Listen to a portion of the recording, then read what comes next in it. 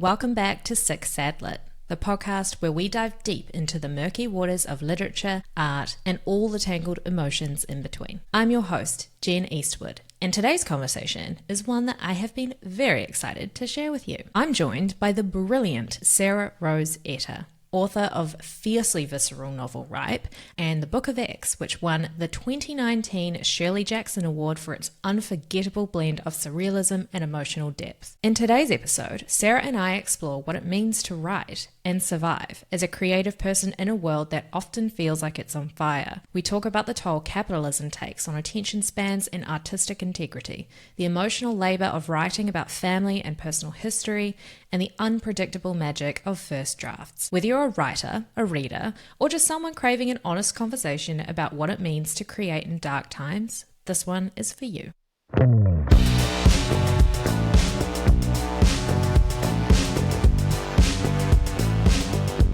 How was your trip to Paris for your birthday? Because it looked amazing. Oh my goodness, all the museums and the art that I saw in your Instagram stories.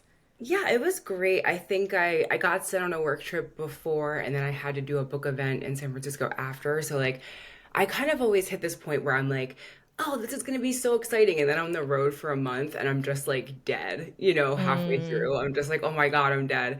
But yeah, no, it was amazing. I got to see friends. I got to go do some really fun stuff. So yeah, overall the trip was amazing.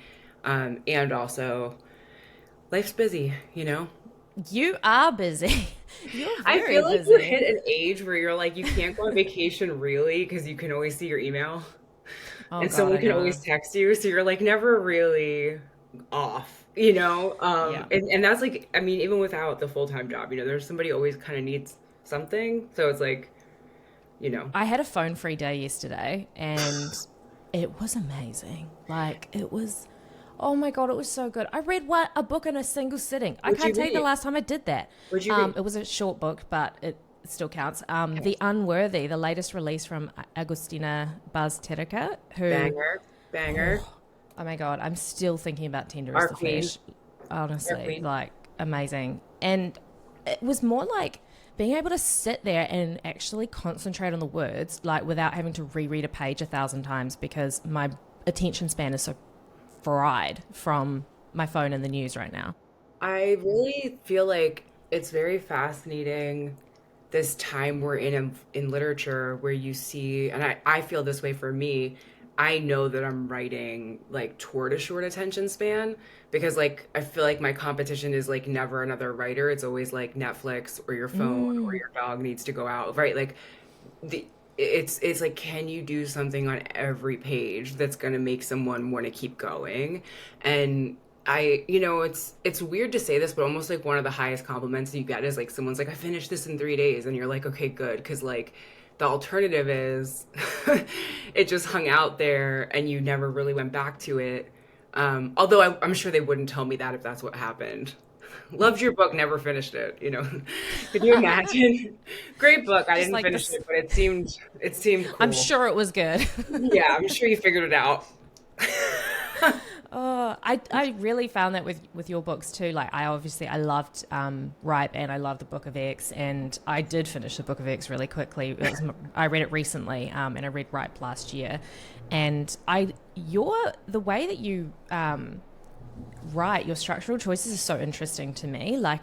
They're like almost like chapters of vignettes, and they are so digestible and so fascinating. I'm like, oh, what's going to happen next? Like, what am I going to learn in the next chapter? Can you actually? I'd love to hear a bit more from you about your choice there, and yeah, tell us a little bit about your stylistic choices. Yeah, I think it's twofold. I think as a writer, I would be lying if I didn't say that I'm also like losing attention span, right? So I think there's that. I think overall we're starting to see a form shift towards fragmentation because it's always been around, but like I think we're starting to see like shorter novels, novellas. Like I think that's kind of where the global attention span is moving. And I also am kind of fascinated, like in 50 years, are we going to look back at this time and see like, oh wow, books really changed because of social media, because of streaming, right? But another part of it is really just because I have a job, and I kind of have this thought in the back of my head that most like 1,000-page books are written by men who have time. And for me, a lot of people will talk about, oh, write 1,000 words a day or whatever, but that can very quickly become me writing poorly 1,000 words. So I kind of got to the point where it's like I just have to write one good scene a day. And that helps me a lot because it's like, okay, the work is very clear every time I sit down. I don't have to figure out where I am again. And also for the reader, I hope, I think I am aiming that like every fragment kind of feels round. It kind of feels like satisfying and like I don't want to say like flash fiction or a poem, but it has to have that final line that's just like fuck. Oh, and I don't always hit it, and what's very interesting is like some of the best lines in the book don't come until like the very last round of editing, and I'll just start getting these like very poignant things, and I'll figure out like what section they have to go to the end of to just like hone it in. But yeah, I mean, I think the form is because I have a job. I really do. And I've never had more than like, I think I had 1 month off to write the Book of X, and I wrote that in Iceland at a residency. And other than that, I've never like just sat down and like written a draft. I've never really had extended time. Oh, I love you're so real for that. Like, I honestly, that's so real to me. I think it is very refreshing to speak to somebody who does have a full-time job, because I have a full-time job as well. I work in advertising, of all things, which is partly why Ripe really, really resonated with me. But I know I've read in a previous interview you've spoken about how you think it's really important for writers to stay connected with the working class in order to better understand the human experience. And I really admire that. And I find it fascinating how you manage to talk about like having a job and being working class with it, like your characters in these situations where they're kind of just grinding it out and like just being part of the capitalist machine, and yet you're still able to capture our attention and hold our attention, and it's still fascinating. Like Cassie in Ripe, and then also Cassie in the Book of X, even as in the Book of X, she's working in a admin receptionist job, and I'm like, this is still interesting to me. How is that possible? So how do you manage that? How do you manage to talk about something we all sort of hate, which is having to go to a 9 to 5 that we don't really care about, and make it interesting? I think that's where the surrealism helps a lot, right? Because if there's still a central question that the reader wants solved, then like they're willing to go with you on like some detours. And then I also think, and I saw this, so when you go on hardback tour, I learned with the last book for Ripe, a lot of people that come out are already like your work or your family or your friends. And then when you do paperback, that's when people have actually read the book and they start asking like very intense questions. And Ripe was really fascinating to me because it was a lot of young queer people. And I thought to myself, like, it's like a straight character. Like, what are they finding here? Not that I was upset. I was fascinated. And it really turned out that like what had drawn them there was this like distrust of capitalism and this distrust of this system. And I mean, we're watching it collapse around us, right? I think I was lucky enough to spend a year in San Francisco where that collapse was like foretold, right? That we were going to start giving men power and they were going to start doing things that were going to hurt us. And by the time, I wrote it and it came out, we had gone through the pandemic and remote work. And so all of the wealth from San Francisco started to go to other cities. And you saw all of their rents go up. You saw all of their like increases in having unhoused populations. And so I think it's just this weird, I'm very empathetic. I kind of, unfortunately, like, I wouldn't call myself an empath, but like the energy of San Francisco was so disturbing to me. I just felt every day like wrecked by it. And I felt like everyone around me was just like having a great time and thought they lived in paradise. And I felt so outside because I wasn't one of the people who had no money and no resources. And I also wasn't one of the ultra wealthy who could like live there in a way that like let me ignore all of that. Right. I don't know if I could ever ignore all of that. Right. Like, I think anytime I see someone in suffering, it's going to kill me. Um, and so I think it's really just that reckoning of like, what do I have to do for money and how much of it is not me? And it turns out like a whole lot of it is not me. Almost, I would almost say, I don't want to say none of it is me because I think, now I've found a pretty good balance of how to show up there. But um, yeah, I think it's something we all battle with because especially through your 20s and 30s, you're trying to figure out who you are. And at the same time, you're thrown into a professional setting where you also have to be who they want you to be, very similar to how you had to be who your parents wanted you to be.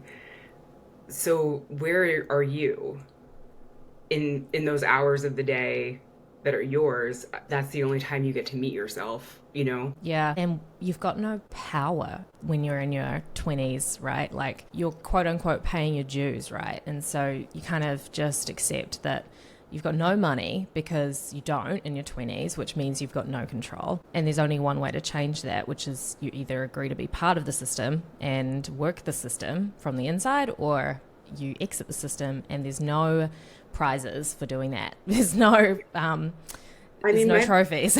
My first job out of college, I wanted to be a journalist, and I think I graduated right at the first like .com crash, and journalism kind of went away, and I got a job as a prison reporter in Boston, and I was making no money. I was living in a basement apartment, and I did that for like 3 years, and I would be like, I would get a paycheck, and it would just get me back to zero because I was so overdrawn, and I but I did stick it out, and it was a very hard job. They would send me into like prisons and jails. I would interview inmates. It was very intense. When I look back, I'm like, oh my God, I was 21. I had a very crazy job for 3 years, and it really gave me um, a lot of understanding of the prison system, of rehabilitation, all that stuff. But I pretty quickly learned like I don't want to be financially insecure because that actually being a starving artist is not fun. Like, No. especially right now. And I realized pretty quick, especially coming from a family that didn't have a lot of money, I need to play ball. Like, I don't want to be broke. I don't want to be worried about where my next paycheck is coming from. And unfortunately, that requires you to figure out a way. And for me, it took working at a bunch of different companies and figuring out how to find places that I could work where I could still be myself and not work for evil companies. Like, it's really the balance you have to try to, work your way through. Yeah, it is so tough, hey. I would say in my industry here, New Zealand is pretty progressive, and like the company I work for, it's like probably the best one from an advertising perspective. Like, all the senior leadership are women, and they genuinely try to make things better. But that being said, it's still part of a global, one of the big four.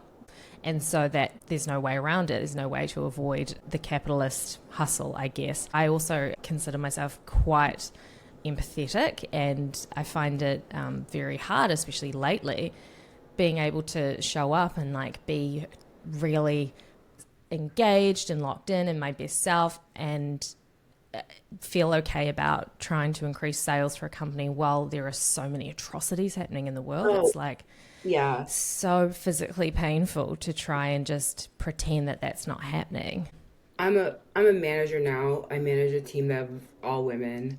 Um, and I totally get it because it gets that way times 10 when you're a manager because you have to show up and give the impression that things are stable, right? Because my attitude has a ripple effect. If I come to work and I'm scared, if I'm paranoid, if I'm pissed off, it spreads, And so it has been really fascinating to learn how to like be a manager during impossible times like COVID, wars, genocide, losing of women's rights. You know what I mean? Like, it's just constant barrage of like things where, and the majority of my team are younger.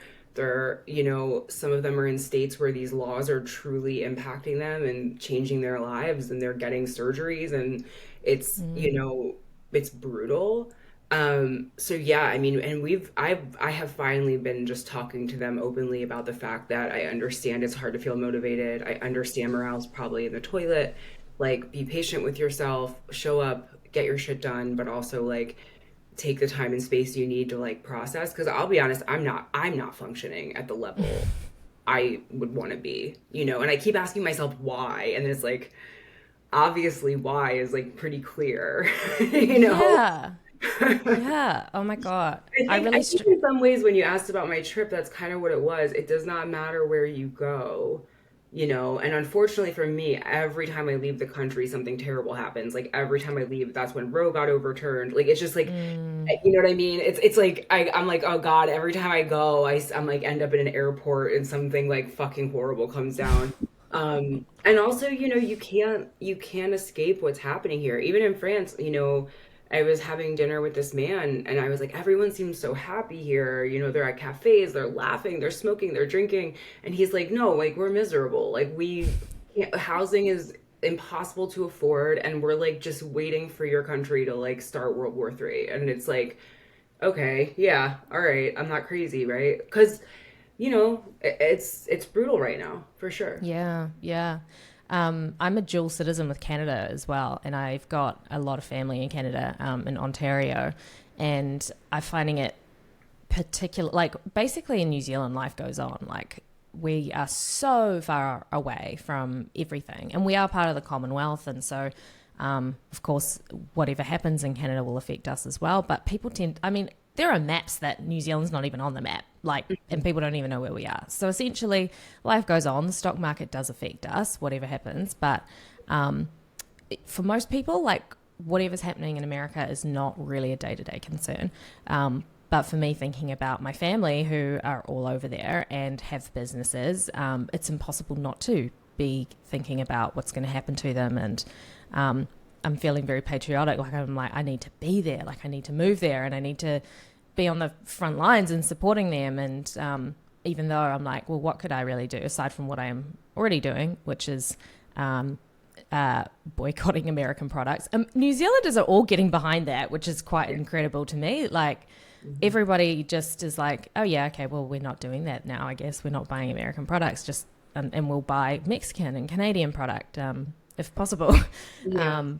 So it's such a weird time, but I'm I glad you will brought it up because it's so hard to just be like, my book, blah, blah, blah, blah, blah. And in the meantime, you're just like, the world is just a disaster sucks right right now. now. Yeah. And also, you know, I don't know. I think a lot about revolution and like America and when or how or like what's the limit going to be, you know?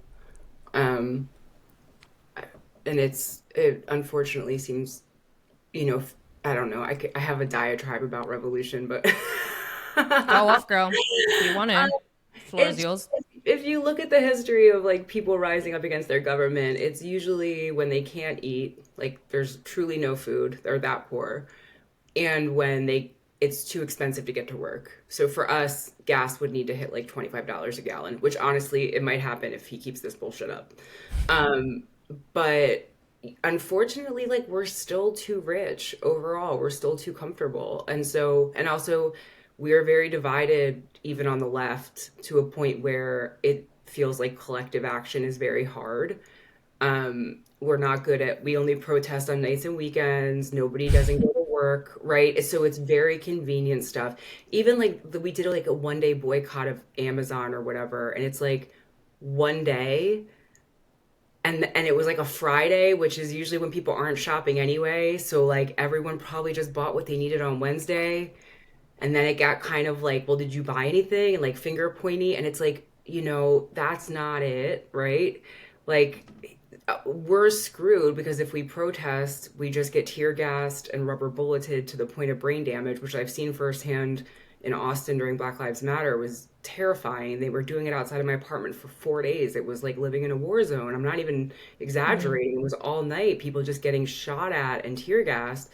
And, you know, so I've been thinking a lot about how what we need to do is like general labor strike, like Mm. straight up, because they can't tear gas you in your house but we would all have to trust each other. And I just don't think that's there. And also 60% of this country voted for this.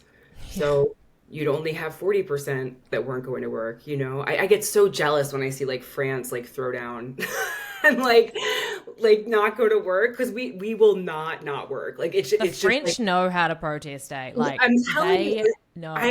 yeah, and it's like I just we will not stop. And I think one thing that's interesting about this version of capitalism in America is very aspirational, because everyone thinks they're just not a millionaire yet, Yeah. right? Yes. The system is so fucked up, and I hate it, but it still might work out for me, right? Yeah. Like it's this very strange version of capitalism where everybody thinks that like they might just hit the lotto. And so I think, unfortunately, like the way it's It's going to like body dysmorphia, but like financial, finance. yeah. And so it's a horrible time. And I hope we get out of it soon, and I hope it doesn't have to come at the further expense of, you know, people and their lives and their brains and their lungs. But yeah. It makes me think of how, the saying goes, or something has to be more painful to continue with than it is to fight against it before you'll actually make a change. Like the status quo needs to become completely untenable so that changing things is the easier or better option. And that sort of seems like that might be the situation. I mean, I think that's where the Republicans have done a brilliant job, because they've divided us in a way where we can't even see each other. And by that, I mean, I was in Austin when Roe was overturned, and it was like overnight, all of the facilities were shut down. Like you woke up and it was just gone, Oh, right? that's horrible. And so, but when I come somewhere like California, they can't even fathom. I keep trying to tell my friends it's going to happen so fast. It's going to, and they're like, no, that's a hypothetical. I'm like, it's not a hypothetical. They did it, and I'm sorry, but like the minute they did that with Roe and we didn't burn the cities to the ground, I was like, we're fucked, because all it took was one version of this to happen, whether it was against women or trans people. It didn't matter. As long as they got away with one, it was going to be, happen to everybody else. Actually, as you were speaking, I was thinking that's also your form of resistance, or like that's how I interpret your form of resistance, is you're talking about this and sharing those stories with readers around the world. Well, what actually like really is crazy to me is I wrote and sold this book before there was any discussion of Roe being overturned. And there were times when I was editing it where I was like, oh, you're so edgy, you have an abortion in here. And I was like, just take that out. That's so goofy. And then by the time it came out, it really mattered. And so people are always like, how do you time a book to be right? And it's like, that's the one thing that's really hard with books, is you can't. And sometimes you're very, very lucky in terms of timing. And I didn't want to be lucky, right? Like I unfortunately, with the Book of X, I was writing about someone whose father died, and then my dad died shortly after that, like a few months after that book came out. And then with Ripe, it was abortion. And so, the kind of gallows humor among my friends is like, I'm gonna write my next book about winning the lottery and getting a really hot husband. Like, could you write a good thing? Like, maybe that'll come true. Yeah. But yeah, it just goes to show you, like, you can't predict these things, and that's how fast the world's moving. I mean, I would say, I don't know if other writers feel this way, but like, one of my biggest anxieties of having a book come out now is language is changing so fast. And so by the time something comes out, did I use a word that now is like not okay? Because you're usually like, you finish the draft, you're usually waiting like a year or like Yeah. 9 months before it gets printed. And then by the time it hits the shelves, so there's this sort of weird gap where you're just kind of like praying. And then also when it comes out, I mean, it's horrible to say this, but like you're at such the mercy of the news cycle, right? Like you don't want to have a book come out the same week he gets elected, right? I Yeah. watched so many of my friends go through that. It's like, so there is this other kind of like timing thing that's just like luck, and you just kind of pray that like it's going to work out. Yeah, it's interesting you say that too, because a few people I've spoken to already have had similar experiences where they wrote a book and it got How do you published, mean? maybe where they've written something that wasn't super relevant or in the news at the time, and then now it is. Yeah, and I mean, it would be such a funny, like, kind of study to run of like how many writers feel like they predicted something because I don't know if it's just in the ether or like we're just a little bit psychic or but I yeah, wonder if it's like just writers are naturally more observant, or like is that, maybe that's not the right way to put it, but I guess attuned or aware of people and humanity and human behaviors, because that's what makes interesting characters. And maybe that's it. It's like you're paying such close attention or interrogating these ideas that you can draw these conclusions about what might happen. I think that's part of it. I think there's also like, unfortunately, once you feel like you understand that the worst, my dad used to say all the time, there is real evil in the world. And when you feel the hairs on the back of your neck stand up, you need to pay attention. And I think writers might be in a position where they can understand that there are people out there who will take it to its extreme and will profit off of it and hurt other people and take the rights of other people. And so I think we might be much more attuned to that. It's it's that, and then also part of it, I think too, unfortunately, or I mean, I don't think unfortunately. I think a lot of it is we can see the best and the worst in humanity, and also part of it to me is plot, plain and simple. Like, for me, like with Ripe, she had to have something happen to her that was going to fundamentally change her and push her over the edge. And clearly, she was going to do enough things for the company that were like immoral that I didn't think they were really going to ever be able to get her exactly to a place, because she wasn't doing like true out crime, right? She wasn't like going to rob a bank or whatever. She was doing digital crime, which feels very distant. I'm just pushing keys. It doesn't, you know what I mean? It feels less. It's not real. Yeah, kind of, right? But she needed to have like a kind of reckoning with like her body, her relationship, her job. What the fuck is she doing? And then also like, I think showing someone receiving healthcare in a way that is like safe is important, and not making it be, oh, this is there's so many perceptions of abortion that are completely incorrect about like why women do it. And so it did feel important to show someone who wasn't 18 trying to get across state lines without their parents. I wanted it to be a grown woman who hypothetically could have had that child, right? But what she would have been doing is like condemning that child to be exactly like her, because she is not prepared financially or, more importantly, mentally to have a kid. And so I think it was more interesting to me to kind of take this conversation that we love to put at an 18-year-old, right? Like, that's the only reason you would need an abortion is you're young. And it's like, no, like there are lots of reasons, Because she doesn't want to be a parent right now is just as valid, right? Yeah. And also she doesn't want to be a single parent. And also she does not understand who she is, and her mental health sucks. I always say about Cassie, she's the girl that like, if she would have therapy for 5 years, she would rule. But right now, you don't want to be her friend, right? Like if she has therapy for 5 years and gets on Wellbutrin, she's going to be amazing and you're going to love her. But right now, like, she's a shit show. Speaking about Cassie, both your characters are called Cassie. Is that by design?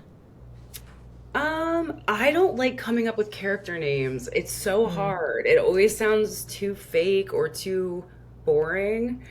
And so once I got that name, it's just like the one I've been writing with since grad school. I think like every character I've ever had has been named that.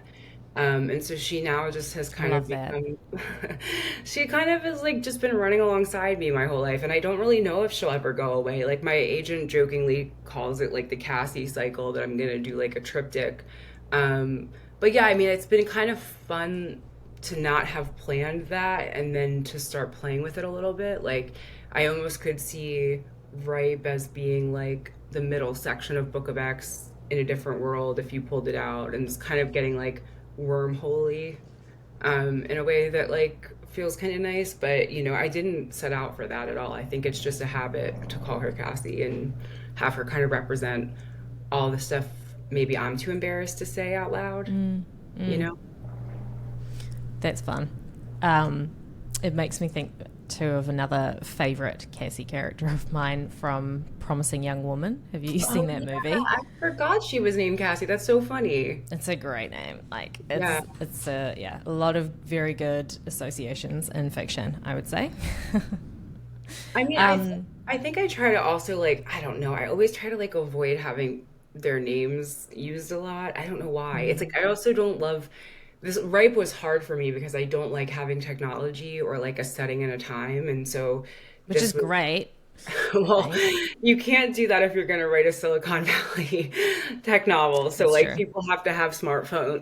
That was like Yeah. one of the weirdest parts of this book for me was having it be like in a place and a time. That's very true. It's going to be so interesting to see what happens with hustle culture moving forward. Like, I don't know, is it going to exist in 10 years' time? Who knows? I mean, I think we're already starting to see the change. I talked to other managers who are like, not at my company, but like talking about how hard it is to get people motivated. And I keep having to be like, well, Life sucks. it's a pretty hard time right now. And so, yeah, I mean, I think we're already starting to see that, but unfortunately, that is coming at the same time as the cost of living is astronomical. So people don't. I mean, I don't think we can fully. I think the branding of it has stopped. The like hustle hard, girl boss, whatever. I think that language is gone, but I don't think people are unfortunately like in a position to stop working that hard, you know. Yeah. Yeah. Yeah, that's very true. Uh, just to thinking about San Francisco, the disillusionment of it. I went to San Francisco a few years ago for the first time on a holiday, and it had been the city I had most wanted to visit since I was like a kid. Like I had just had this, don't know why, particularly San Francisco, but I just had this like really glamour or like romanticized idea of it.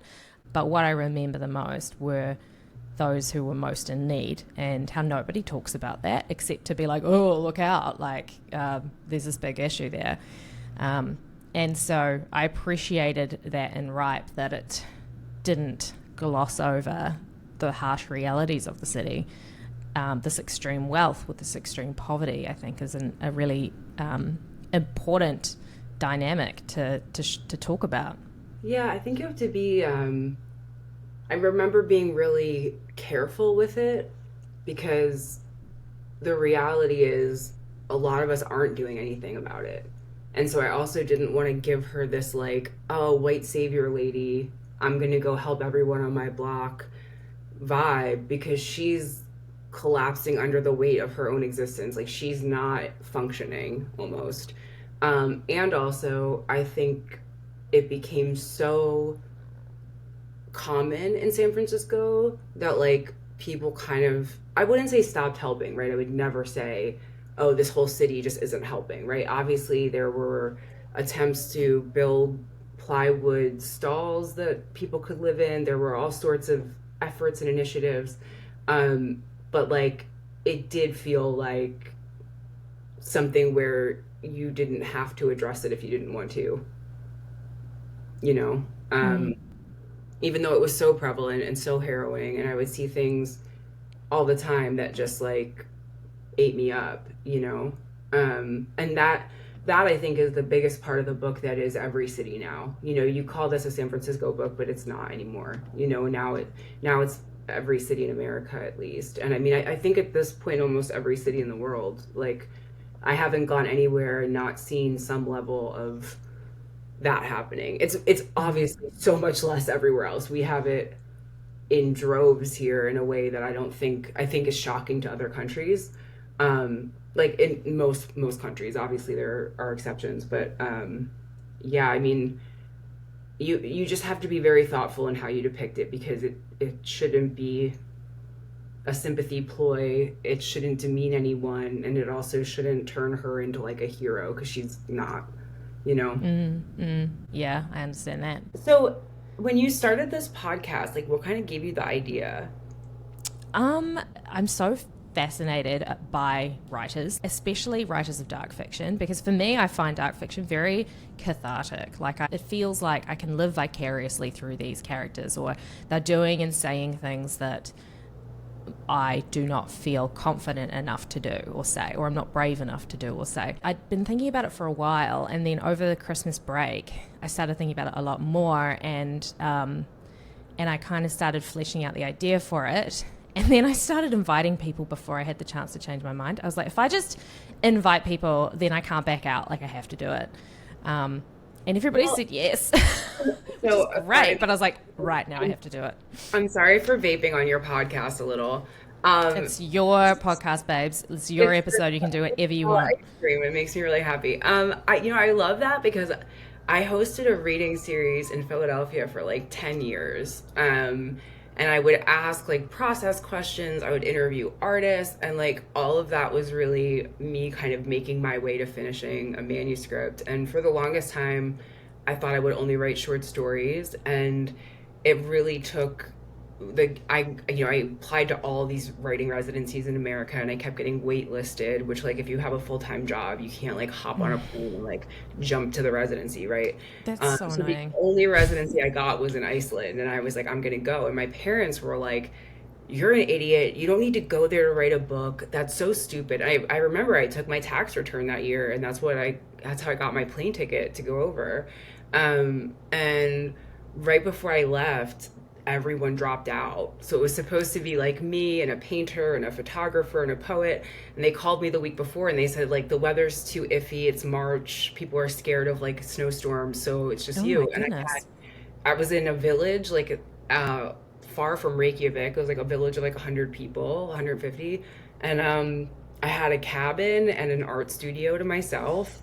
And the sun was only going down like probably 5 hours a day. So I felt like I was there for like 16 years. And, I just gave myself permission, to write a novel. And then with Ripe, it was definitely, my dad had passed away. He had asked me to write this book a number of times. And then we went into lockdown, and I was just so grief stricken. Like, and I just didn't know what to do. And I was by myself, and I had her, right? Baby her, little tiny fluff ball. And so I just wrote it for him. But, in terms of process, like, I usually outline, and then I figure out every character and scene that has to show up. And then I write it on a note card, and I just sit down and pull a card, and I write that scene. And if I know it's going to be really triggering, I'll put like an asterisk on it. If I know it's like an assault scene, or like something that's going to really make me cry or upset me, and I know like that day I have to do like extra self-care, and like that's the day I get to order dinner or whatever. And it really helps me just because I have a job, I can't like refine my place every day, right? Like I can't, and also I don't want to like throw work out. I don't want to spend 10 years writing a novel, because in my mind, a novel is like the best book I could write at that time.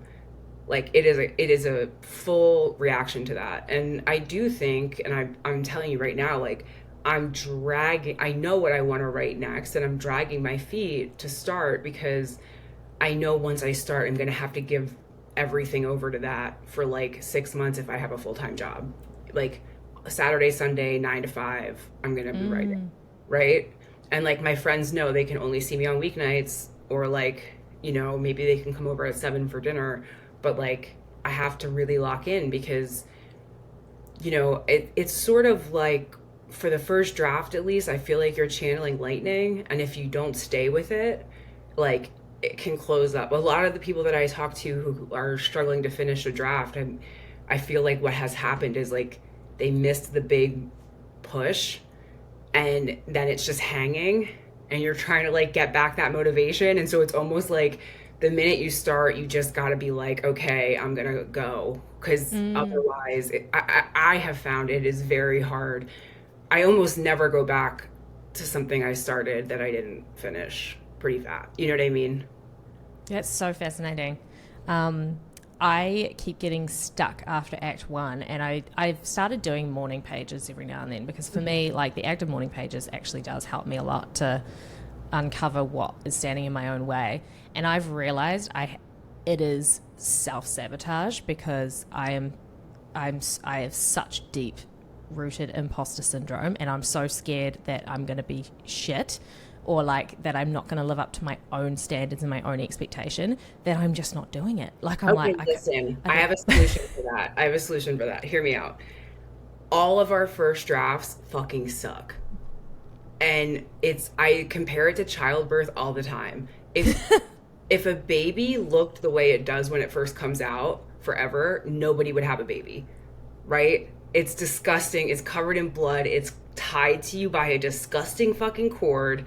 It's got a plug in its throat or its nose or something. It's screaming. It's got a placenta somewhere near it. But then they clean it up and they give it to you all swaddled up, and that's editing, right? So like you have to just give yourself permission that like your first draft can suck, because you can fix anything in editing, but if you don't have a first draft, you don't have anything to edit, right? Your only goal in the beginning is to get a first draft, and give yourself permission. Like I leave giant holes where I'm like, come back and write this part, come back and write this part. Like you have to just like get over the fact that like none of our first drafts get published. I wrote it in 6 months. We spent 3 years editing. 3. That's crazy. That's a totally different book.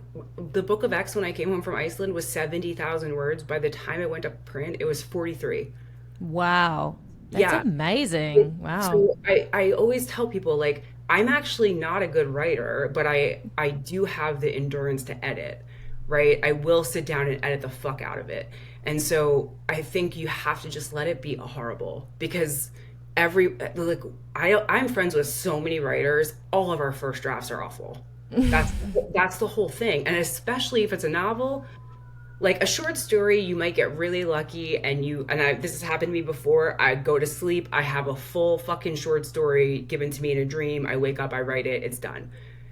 A novel, no.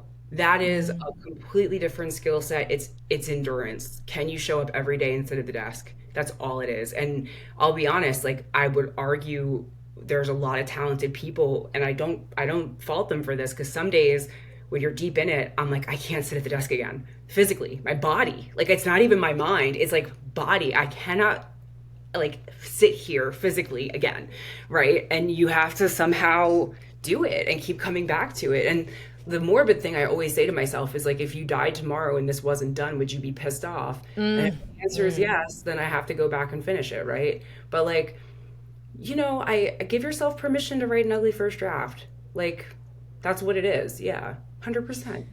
Yeah, that is the thing. Yeah, no one's gonna see it. And also, this is the cool part. After you die, then everyone likes to go look at it and be like, holy shit, this sucked. The first draft of this was awful.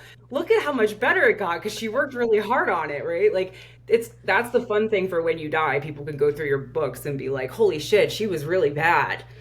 Joan Didion's journal is getting published soon, and I feel like that's a bit of a moral and ethical question mark. I'm like, would Joan Didion have wanted her personal diary to her deceased husband, where she was processing her grief? Would she really want that published for the world to see? It's one of these things where a lot of the things I've been thinking about are writers, like, I'm really close friends with the people who run the Louise Bourgeois estate, and they talk to me a lot about rights. Like, and one of the stories they tell me is that when Georgia O'Keeffe died, all of her stuff got left to her lover, who was like 35 years younger than her, total stud, but a dick, I think. Sorry if I'm speaking out of turn to the Georgia O'Keeffe people. But I don't think he did a good job with the estate. Eventually this family like sued and got it back and cleaned everything up. But like, one of the things they talk about is like, how do you leave work behind? And then what do you have to try to predict, right? Because one really good example is there are a lot of dead writers who don't have anything about ebooks or audiobooks, because no one knew we were ever going to start doing that, right? Like, there are all sorts of things that you have to try to imagine. Like, what happens to a writer's cell phone? What happens to my text messages and my emails? Or the Notes app, right? Like the Notes app on your phone is... You really want to see, like, the fucking mix I use to dye my hair? Like, you want to see my grocery list and, like, what I like to drink and eat? I don't know. But, like, so one of the things they talk about is you're really supposed to establish, like, almost like a board, which is like 3 to 5 people who decide what happens to your stuff. Because if it's just one and they decide to go crazy, there's no one to check them, right? And you also need a bunch of people to keep your work in print, right? This isn't even about like, oh, I have a bunch of money to leave. It's about I have a body of work that like A someone. legacy. I mean, I don't even know if I'd say that, but like someone has to sign a paper that says you can keep printing this, you know? That's so interesting. I didn't even think about that. I wonder Yeah, who it's is crazy. the executor of Joan Didion's estate, because I know that, her daughter died as well. Yeah, I mean, so and her husband, right? So I don't know, but it's so hard to say. Like, I will say one thing that I think they got a really bad rap about the auction of her things because, but I think a lot of that money got donated. Like, Oh, that's nice. yeah, like so it's one of those things where um maybe she was fine with this being public. I just don't know. I just don't know. Yeah, Then again, after you're dead, if people can make money off of it, like, that's true. That's true. yeah. Depends who. Yeah, it depends who benefits from the situation. I think. No, but I And mean, you what? bring up a really good question of like, there are a lot of things like I wouldn't want, published. Like, would you want to see my high school journals where I was Oh my god. suicidal? Mm. I thought I was such a great poet in high school. Oh my Because god, I there's have a lot of bad poetry. so much bad And me, poetry. like listening to like really sad music, I don't know. It's a tough call, but it's one of those things where you do start to think like maybe I should get something in writing somewhere someday. You definitely should. You've got an incredible body of work.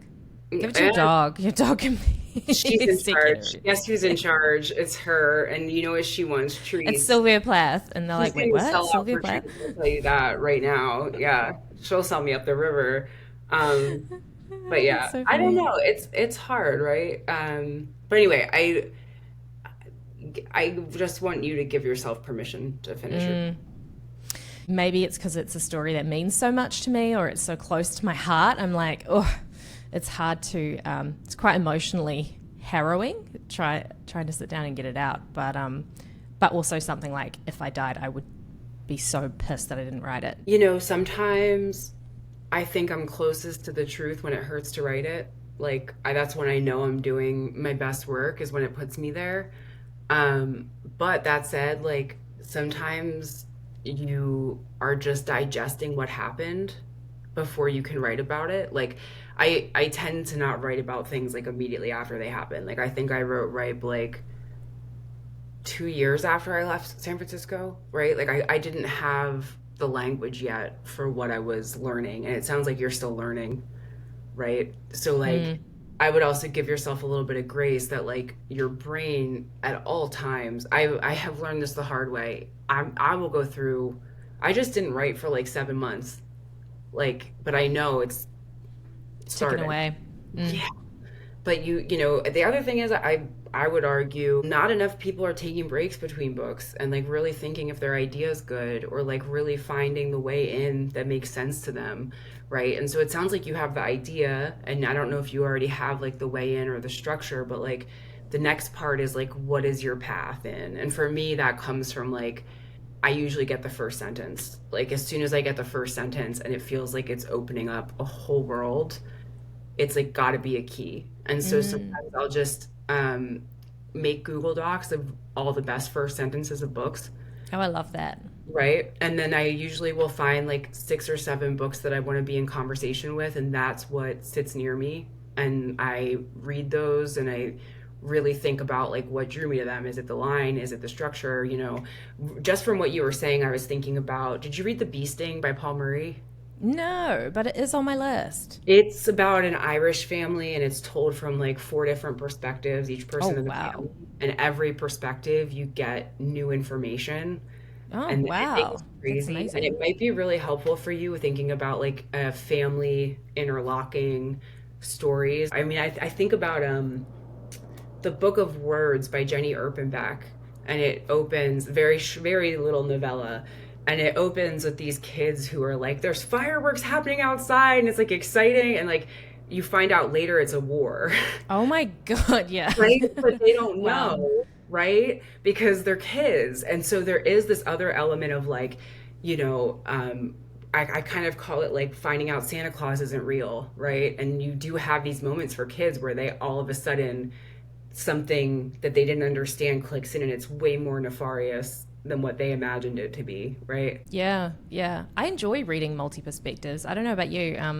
Some people don't like it because they find it takes you out of the story, but I I do like it. I find it, when it's done well, it's really good. You know, I gotta tell you something. I think you can make me like anything if you're good at it. And I think that's Mm. if you kick ass, like I wouldn't the bee sting, if you told me on paper what it was about, I would be like, okay. But when you read it, it's fucking incredible, right? So it's Mm. like it really it just depends on if somebody can pull it off, you know? One thing I've been dying to ask you about is the way that you use magical realism in your work is so interesting to me. Like, where does your inspiration come from for um, the different devices that you use in your books? Yeah, I think that part is like kind of a mystery to me. It's like I'm alone and I'm messing around and it's like whatever I'm interested in or drawn to at the time. And um, it's very funny because sometimes 5 years later I'll go back and read something and realize like what I was actually trying to say.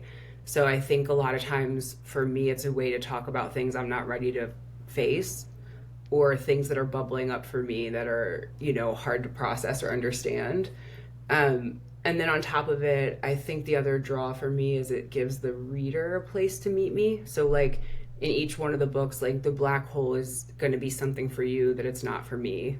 You know, the knot in the Book of X is going to mean something to one person and it means something totally different to somebody else, kind of like a Rorschach test. Mm. And so I really like that because I know what those things meant for me when I wrote them, but intentionally they're left blank a little so that you can come in and, you know, it becomes a journey for you. One of the things I talk about when I teach is like, if I say the word mother versus Diane, mother of six, silver minivan, baggy jeans, dirty white sneakers, unkempt hair, the word mother, you have so much space to throw your mom in there and all of the baggage and all of the good things and all of the feelings. Whereas the more I describe this other woman, less and less room for you. Your version of mom doesn't matter anymore because I've just made one for you and I'm giving it to you. And if you don't relate to this specific type of mom, well, you either got to get along for the ride or you're going to like not read the book, right? And so I think there is a level of intentional, I don't want to say vagueness, but like space. I think that the books I enjoy the most are when there is room for interpretation. One of my best friends is a visual artist who wanted to be a writer and was like, I don't write well. And then I probably, at my heart, wanted to be a visual artist, but I don't have like the technique or the talent. And so we're kind of this funny inverse of each other where like a lot of times when I'm writing, I'm like, oh, if this was a painting, like how would it look? And like, would you look at it again? This scene, you know? And so I think that is always on my mind. And so there is like an element of the visual art and the theatrics there, you know? It's so fun. I am really enjoying the use of magical realism in a lot of dark fiction at the moment. It seems to become, I don't know, maybe it's just me and what I'm reading, but it seems like there is a lot more of it now, which I think is Yeah. great. I get yelled at sometimes for using the word surrealist because it's so related to like old white guys, but I think that's kind of I think language changes, and I also think surrealism was being done by women and people of color. It's just the historical like retelling of it was hooked mostly to white guys. But what's interesting to me about surrealism now is it's much more being used for political discussions of race, gender, body, right? It's not like the melting clocks anymore. It's like forcing us to reckon with inequalities in a totally different way. And I think part of that is something to do with like displacement. It's like if I take us out of this world and I put us in another world and these rules applied, would that make any sense to you or would it seem very cruel? Right? And it's a way of kind of like even removing like Democrat, Republican, and putting you in a position to be like, wait, do I really care that this woman in this book had an abortion? Do I really care if she had a surgery? Do I feel for her that she's having a hard life, and can I just see her as a person versus like this kind of polarizing finger wagging? Like, my politics are very clear to me, and I think they're very clear in my book, but I also think I don't have to soapbox and over explain and like point. And hopefully, maybe, like, there is some way of showing people a way of having empathy, or a way of like meeting somewhere that like we're all people and it doesn't need to be this way, you know? But you can't do that like set right now, because it's just too, it's not gonna work, right? Yeah. With the rising trend of like dark and unhinged fiction and the unlikable protagonist, as we say, there is some conversation around like the good for her genre being problematic or harmful, while others view it as almost course correction, which is kind of how I feel about it. But what do you think about the new wave of dark fiction? Do you think it helps or harms the efforts to communicate these certain ideas or concepts? You know, I think one thing that's been sort of fascinating and frustrating to watch is the labels that get put on fiction that isn't written by men. So like, I had sad girl lit for a while, which pissed me off because I'm a woman, not a girl. I would argue all literature is sad.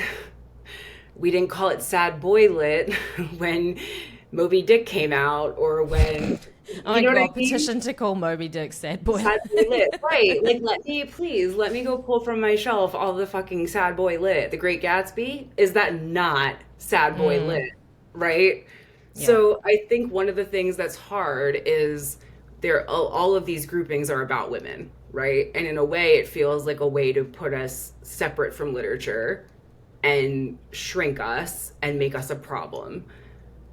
However, there's also this other side where this beautiful, flourishing community in Book Talk and on Instagram, people are coming together around this work and they want to talk about it, and it means a lot to them. And so you kind of have this confluence of like almost a gatekeeping of what literature is, that wants to keep women and people of color out and like make them tiny and dumb. And then you also have this marketing angle where publishers can see that by understanding this market, right, and these people who are so passionate about these books, like, that's a way to sell books, and that's important, right? Like, there's the art, which, you know, you can call it whatever you want by the time I'm done writing it, because, you know, I can't control that. And there's also the marketing, right? But above all that, I think I worry that it's a way of making it seem less serious in order to blow it off. Like, you know, good for her. Fine. I love it. Fine. That's, to me, listen, that's better than sad girl lit, please. I hate that. At least she didn't call me a little girl, you know, with all my little problems. And I mean, you even see it like in these like think pieces on like, why are women writing about their jobs? Dude, men have been writing about their jobs since the dawn of time. What was Nathaniel West doing? Like, come on. Like, Moby Dick was writing about your job. Yeah. Your job was to get that whale, bro. Anyway, so it's like, I go back and forth because there's the benefit of it has helped me find so many fans and so much community and fucking diehard fans, which is amazing. And I mean, like, seriously, you cannot underestimate the fact that like Book Talk is making more stores open in America. Like, it's single-handedly saving Barnes and Noble, right? And also you do worry that like it's some level of like not being taken as seriously, but at the same time, like, none of us are going to be the ones who decide if anyone reads my book in 20 years, right? That's going to be up to whether it was good, and, you know, so I go back and forth with it. It's really interesting from a author perspective, and really good consideration, I think. I think we should definitely be interrogating whether or not we're infantilizing or downplaying the efforts of women and minorities, because we have always done that. We seem to do that every single time. But here's the thing. it's like it's almost funny because it's kind of like if cool people are saying it, I love it. If cis men are Yeah, saying it, they can fuck off. I agree. I don't care about If what you're cis men have saying to it, say. I'm into it. If he's saying it, fuck him. So it's It's an like, insult. True story. Oh, God. but also, I stay off TikTok because I know like I will just never write another book. My attention span's Truly. already shot. I'm always like, tell the girlies on TikTok thank you because they're doing so good by me because I can't go on there. Like if I go on TikTok's a there, black hole, I'm truly. cooked. I'm cooked. It's so funny, but it is such a black hole. Like, I can't believe how quickly I can lose hours of my life on that Oh, I mean, platform. also, can I say this? I think there's also something else where like these movements are just showing us that like it's become okay for women to say and people of color to say when they are having problems with the systems that are hurting them. And so like if that's dark or sad to you, then like sorry, because that's like Truly, how yeah. we're living. Like, I'm sorry that like I am upset that like the systems that are built to keep me lesser than are frustrating to me. Like, Yeah. That's I mean, truly, yeah, that's true story.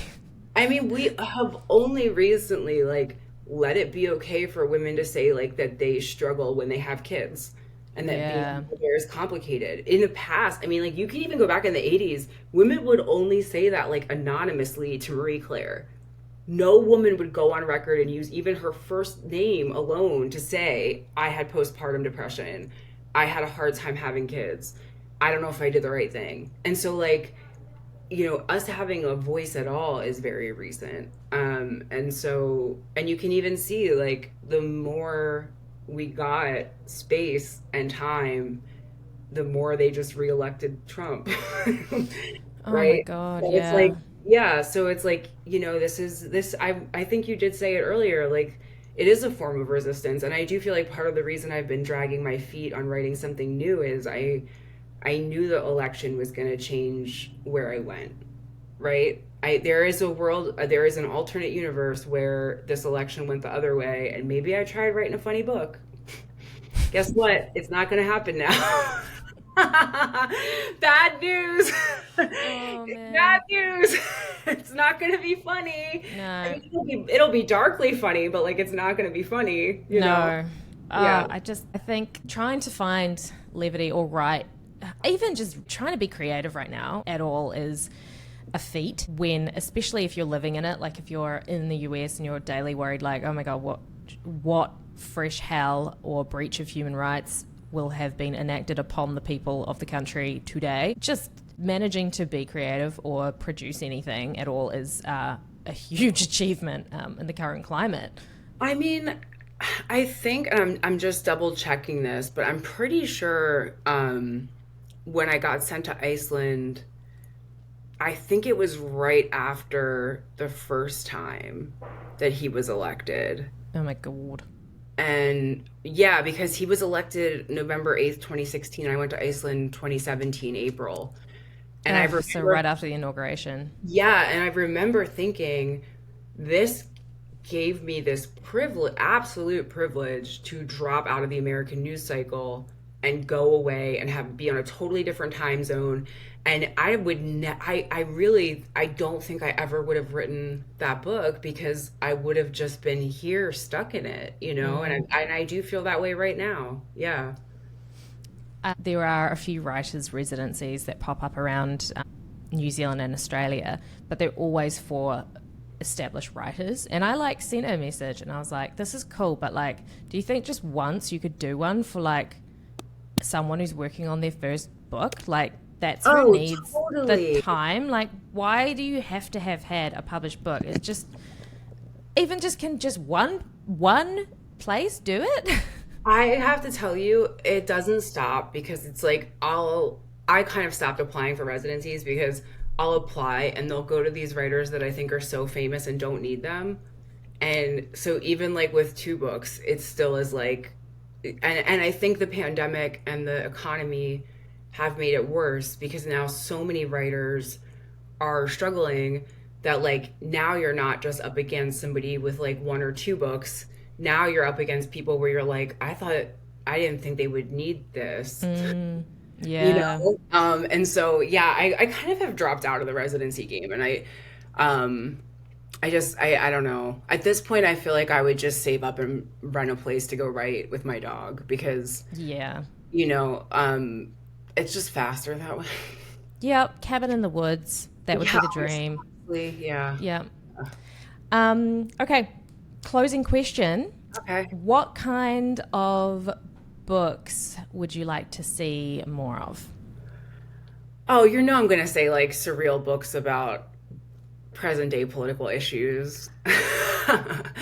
Love. Yeah. I go back and forth, right? Like I read big literary books, and then I'll go read like sometimes I like to just start reading a book that reminds me of when I was a kid and I could read really fast. Because like if I'm reading to review or blurb, or like figuring out where to place the book in literature, or trying to do something really smart, it's like a different cognitive load. But then like there are books like I'm reading the Presumed Innocent series that this Apple show is Oh, based, yeah. Yeah, and it's I know the great, one. and I can read like 100 pages in a minute, because it's just I'm flying. Or like I'll grab a Stephen King, or I'll read Slow Oh, I love Horses, Stephen King. and it reminds me of like when I was a kid and I was just reading because I like loved it and I had Yeah. to. So I have like really a mix of like that, and then like high literature, like things that are coming out soon that are amazing and that kind of thing. But I mean, I can't wait for the next Carmen Maria Machado. Oh, I'm dying. same. I'm dying. Oh my God. There are people that I'm always like so excited for their next book. And also, I've also kind of gotten back into that like just reading to read vibe, which What a is concept, hey? I know. It's like, I feel Listen, that. it's hard when you're like surrounded and all your friends are doing like really brilliant work, right? And it's just they're not light reads. So obviously I want more of the hard stuff because we're heading into crazy political times, but also, maybe like mixed up with some funny things. I think all the time about how Miriam Toews went from writing, angry women or women talking, it's women talking, and then immediately wrote Fight Night, which I don't know if you read it, but it's I so haven't. funny. And it's like this, like, Really? it's this little girl who curses, and she's like a badass, and it's so fun. And so I think all the time about how she went from this like crazy, intense, brilliant, heavy book to writing like something that was just fucking hysterical. And I'm like, God, if we weren't in The this freedom. if we weren't in this current political climate, that would probably be the move I would try to make. But yeah. Oh, yeah. I fantasize about like moonlighting as like a smut writer, like just writing like the most, I don't know, unhinged smut ever under a pseudonym, and then actually using my real name to write the guys. I mean, listen, I would actually just channel. People can't write good sex scenes, so like channel that. Yeah, If you that's can nail, that's so true. if you can nail a sex scene, don't channel that over there. Put it in your book. That's good advice, I think. It's good There's a advice. lot of people that cannot write sex well. That's Anyway. true. Okay, and on that note, thank you for spending so much time with me. Oh my God, It's thank you for having such me. a I'm sorry that we went off privilege. on politics for Oh so my long. God, nah, it's all relevant, right? I think it's Forgive me. all relevant. Thank Also, you very Donald Trump, much. if you're listening, I'm not telling anyone to overthrow the government. No, not at all. Thank you again. Have a fabulous rest of your weekend. Hey, thank you so much. Thanks for having me. You're amazing. So nice to chat.